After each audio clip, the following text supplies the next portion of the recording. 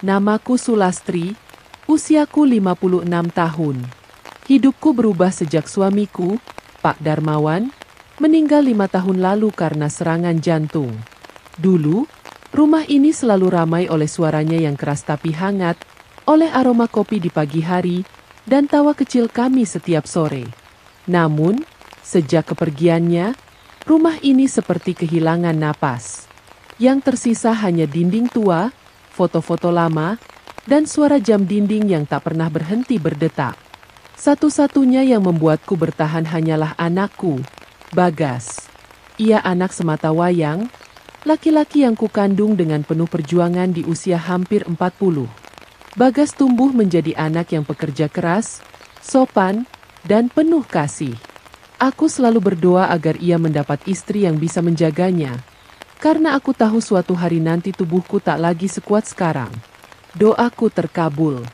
Setahun lalu, Bagas menikah dengan Dina, gadis berusia 25 tahun yang bekerja di toko pakaian. Aku pertama kali melihatnya di acara lamaran. Wajahnya teduh, kulitnya sawo matang bersih, dan senyumnya menenangkan. Ada sesuatu dalam dirinya yang membuatku merasa tentram, seolah aku melihat bayangan muda diriku dulu. Setelah menikah, mereka memutuskan untuk tinggal bersamaku di rumah ini. Aku sempat menolak, tak ingin menjadi beban bagi mereka, tapi Bagas bersikeras. "Aku nggak mau ibu sendirian di rumah tua ini," katanya suatu malam. Akhirnya aku mengalah. Awalnya, semua berjalan normal. Dina ramah, rajin membantu di dapur, bahkan sering memijat kakiku ketika malam tiba. Tapi perlahan, tanpa kusadari, kehadirannya mulai mengisi ruang kosong yang dulu tak pernah bisa diisi siapapun sejak Pak Darmawan tiada. Setiap pagi, saat Bagas bersiap berangkat kerja ke bengkel mobil di kota, Dina akan bangun lebih dulu, menyiapkan sarapan, lalu mengantarnya sampai ke teras. Setelah suara motor anakku menghilang di ujung jalan, suasana rumah berubah total. Hening. Hanya ada suara sendok dan piring yang beradu, dan hembusan angin dari jendela dapur. Aku sering duduk di kursi bambu sambil memperhatikannya dari jauh. Cara dia menjemur pakaian, menata rambutnya, atau sekadar menunduk ketika menyapu. Entah kenapa semua itu menenangkan. Ada sesuatu yang lembut dari gerak-geriknya. Seperti menghadirkan kehidupan di rumah yang lama mati. Tapi ada yang tak ku mengerti dari perasaanku. Setiap kali Dina tersenyum padaku, dada ini terasa hangat sekaligus berdebar. Aku mencoba menganggapnya biasa saja. Mungkin karena aku kesepian, atau karena aku merasa Dina adalah sosok anak yang selalu kuimpikan. Namun semakin hari, rasa itu tumbuh aneh. Sore itu, aku duduk di beranda sambil menatap langit jingga. Dina datang membawa secangkir teh hangat. "Bu, minum dulu. Tehnya nggak terlalu manis. Ibu kan nggak suka yang terlalu gula." Aku tertegun. Ia mengingat kebiasaanku. Hanya Pak Darmawan dan Bagas yang tahu hal itu. Saat aku menerima teh itu, jari kami saling bersentuhan. Hanya sepersekian detik, tapi cukup membuatku terpaku. Ada kehangatan halus yang menjalar perlahan dari kulit ke hati. Dina tak berkata apa-apa, hanya tersenyum dan berbalik ke dapur. Aku menatap punggungnya lama, lalu menyesap teh yang kini terasa berbeda. Lebih hangat, lebih hidup, dan entah kenapa, lebih mengguncang. Sejak hari itu, aku mulai menunggu setiap pagi Bagas berangkat kerja. Karena di sanalah, di antara detik kepergiannya, keheningan rumah ini justru berubah menjadi saat yang paling kutunggu. Saat di mana aku dan Dina tinggal berdua, dalam kesunyian yang mulai terasa terlalu nyaman. Hari itu hujan turun sejak pagi. Langit kelabu menggantung rendah di atas atap rumah kami yang mulai berlumut. Angin membawa aroma tanah basah, sementara suara hujan menimpa genting menciptakan irama yang menenangkan sekaligus menyayat. Bagas sudah berangkat kerja meski aku sempat memintanya untuk menunda. Tapi ia keras kepala, seperti almarhum bapaknya dulu. Kini, tinggal aku dan Dina di rumah. Listrik padam sejak siang, dan ruangan terasa lembab serta gelap. Dina menyalakan lampu dari ponselnya dan mulai memasak dengan hati-hati di dapur. Aku duduk di kursi bambu, memandangi punggungnya yang kurus tapi tegap. Cahaya ponsel menyorot wajahnya samar-samar, kulitnya lembut, pipinya sedikit memerah karena panas dari kompor minyak, dan rambutnya yang basah karena hujan menempel di leher. Suara pisau yang beradu dengan talenan terdengar ritmis. Lalu ia berkata pelan, "Bapak dulu suka masakan pedas ya, Bu?" Aku mengangguk sambil tersenyum. "Iya, dulu Bapak nggak bisa makan kalau sambalnya kurang pedas. Tapi sekarang, Ibu nggak kuat pedas lagi." Dina tertawa kecil. Tawa yang hangat, seperti meredakan dingin yang menempel di udara.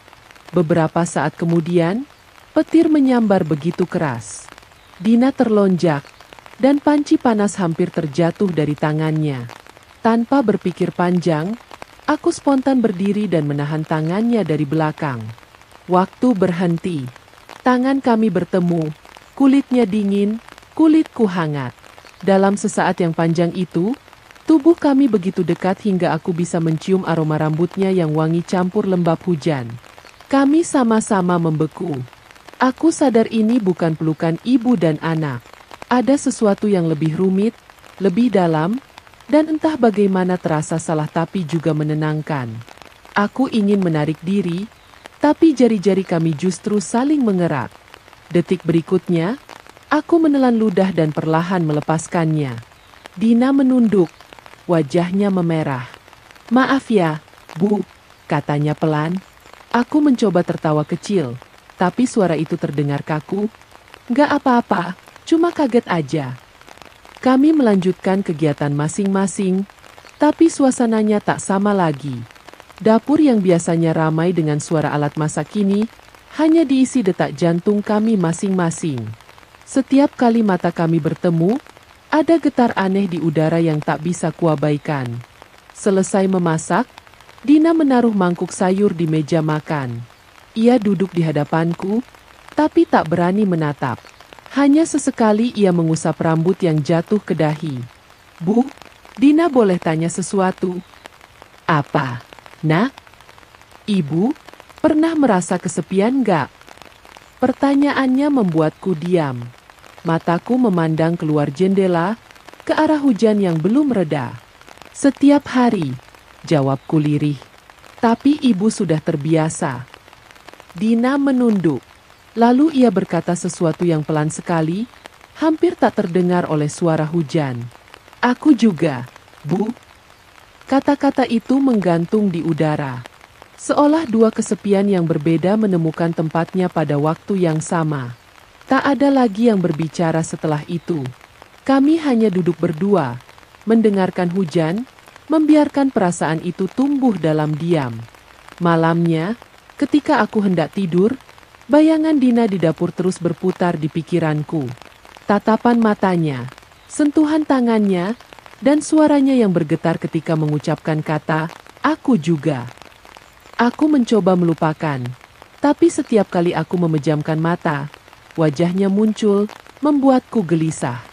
Aku sadar, sesuatu sedang tumbuh di antara kami, sesuatu yang seharusnya tidak ada.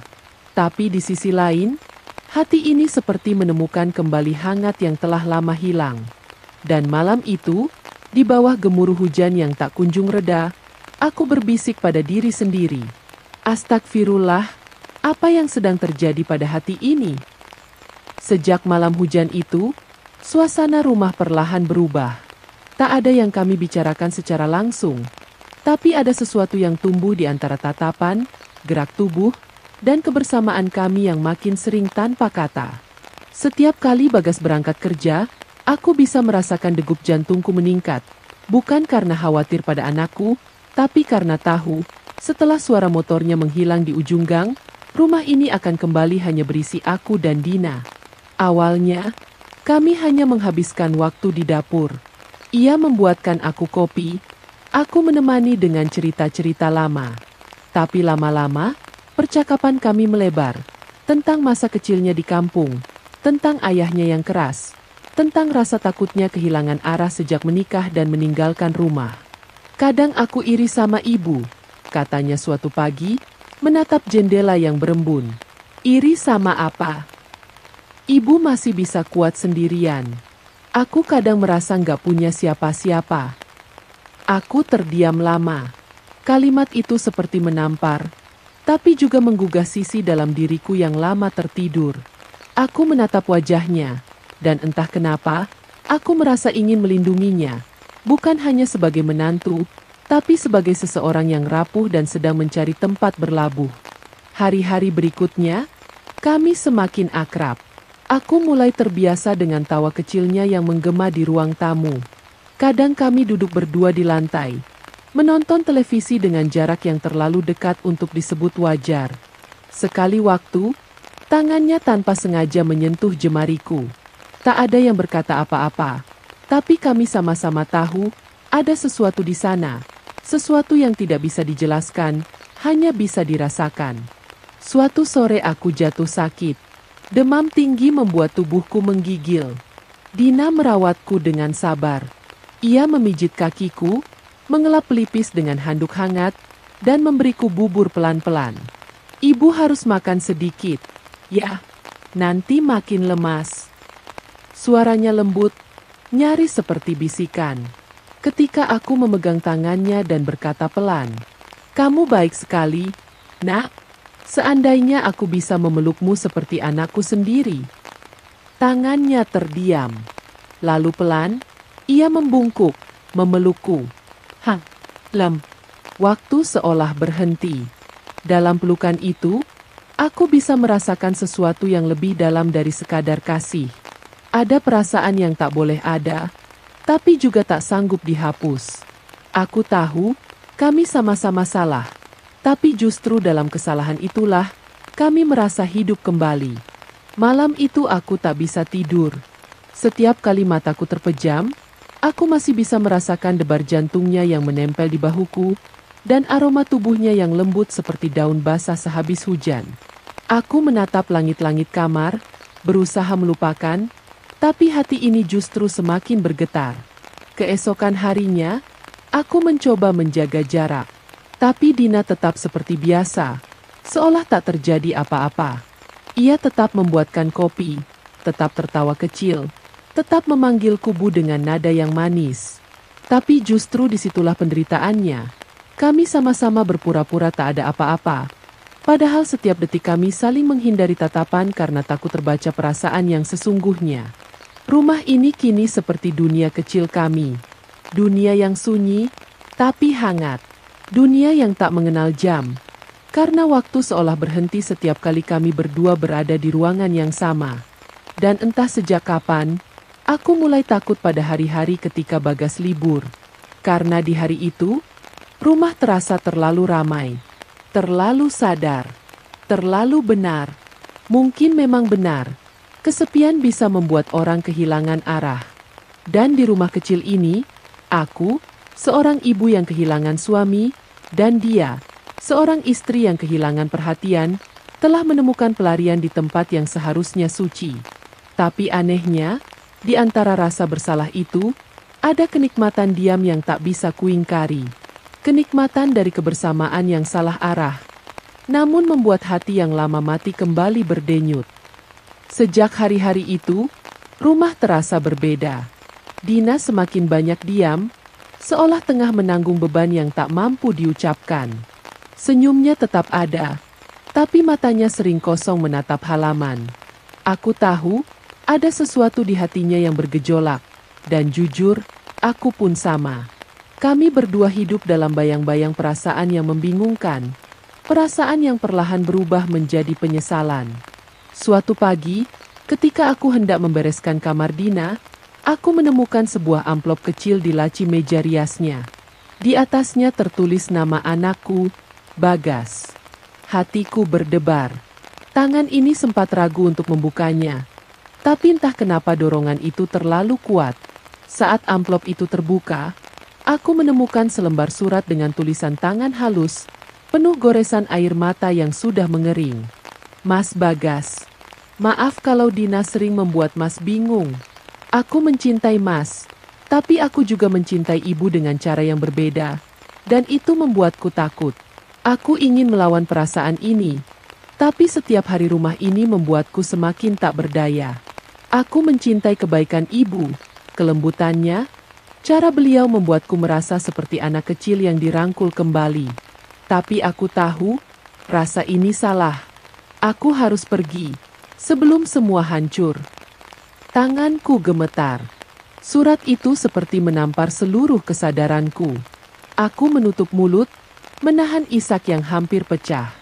Sungguh, aku tak menyangka bahwa apa yang selama ini kusimpan diam-diam juga tumbuh dalam hatinya. Aku berpikir keras, mencoba memahami di mana aku mulai salah.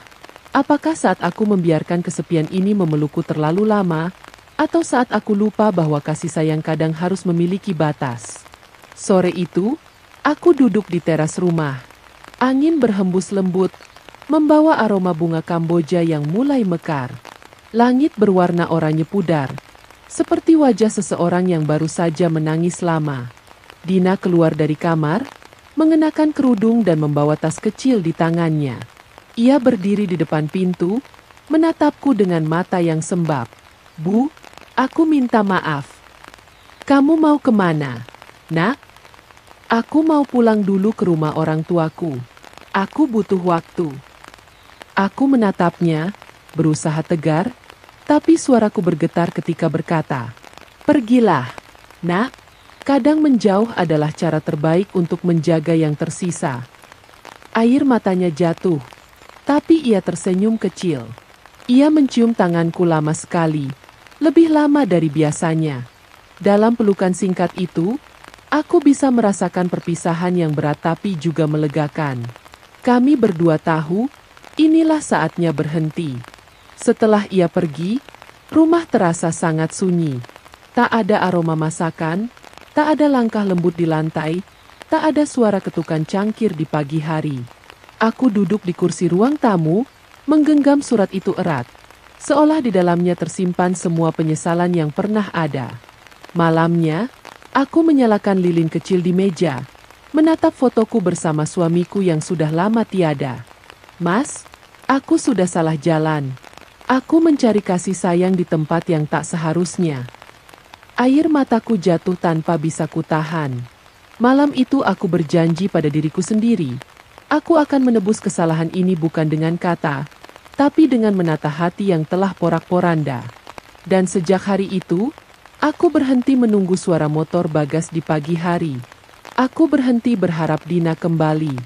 Aku hanya berdoa, semoga di luar sana, Dina menemukan kedamaian yang tak sempat ia temukan di rumah ini. Pagi itu, langit tampak jernih, tapi suasana rumah terasa berat dan kosong. Dina sudah benar-benar pergi. Tak ada lagi suara langkah kakinya di dapur, tak ada aroma masakannya, tak ada senyum lembut yang menyapa setiap kali aku membuka mata. Semua terasa seperti mimpi yang perlahan menguap, menyisakan keheningan yang menyesakkan.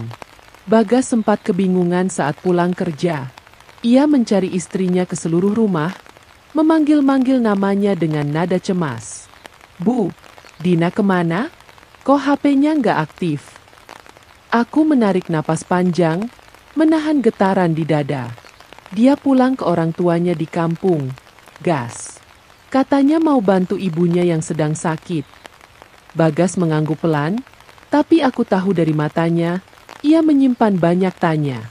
Malam itu, aku mendengar langkahnya bolak-balik di kamar. Sementara aku di ruang tamu, duduk diam, menatap lampu gantung yang bergoyang pelan tertiup angin. Ada rasa bersalah yang menekan dadaku seperti batu. Aku telah berbohong pada anakku sendiri, hanya demi menyembunyikan dosa yang tak semestinya terjadi. Hari-hari berikutnya berjalan lambat. Setiap pagi aku membuatkan sarapan seperti biasa, tapi kursi di meja makan selalu tersisa satu. Bagas makin jarang bicara. Ia hanya makan, lalu berangkat kerja tanpa banyak kata. Kadang aku ingin mengatakan yang sebenarnya, tapi lidah ini keluh. Apa yang bisa kuucapkan? Bagaimana aku bisa menjelaskan luka yang kubuat sendiri? Setiap malam, aku duduk di depan jendela, menatap halaman yang basah oleh embun. Aku teringat tawa Dina, cara ia memanggilku, "Bu," dengan nada lembut itu. Terkadang aku berharap ia kembali, walau hanya untuk sekadar menyapa.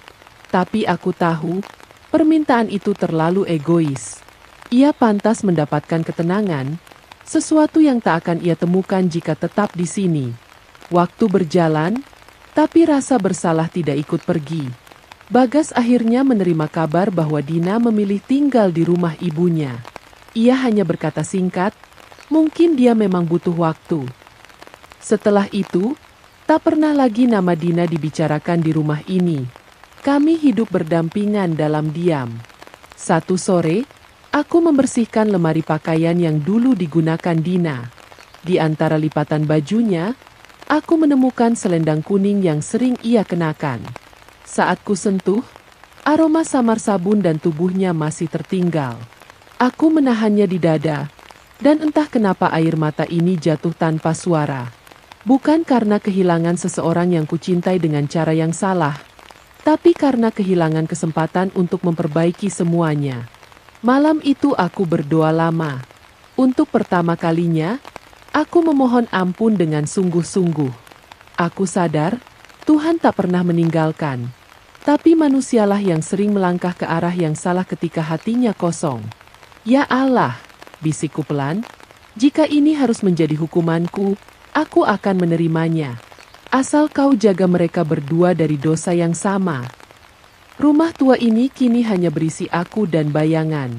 Setiap suara angin, setiap derit pintu, seakan memanggil nama yang tak boleh kusebut. Kadang aku merasa, keheningan ini adalah cara Tuhan menegurku, bukan dengan marah, tapi dengan sepi yang begitu dalam hingga membuatku belajar apa arti kehilangan yang sebenarnya. Di ujung malam, aku mematikan lampu dan berbaring di kasur. Aku menatap langit-langit kamar yang retak, membiarkan air mata mengalir tanpa perlawanan. Kini, aku mengerti, tidak semua cinta pantas diperjuangkan. Ada yang datang hanya untuk mengingatkan, bahwa hati yang kesepian bisa menyesatkan bila tak segera diserahkan kembali kepadanya. Dan malam itu, dalam sunyi yang panjang, aku berjanji. Aku akan menebus semua ini, bukan dengan kata, tapi dengan doa, agar esok tak ada lagi yang tersesat seperti aku. 3 tahun telah berlalu sejak Dina pergi. Waktu memang berjalan, tapi ada hal-hal yang tak ikut berlalu bersama usia, seperti rasa bersalah, kenangan, dan doa yang tak pernah selesai diucapkan.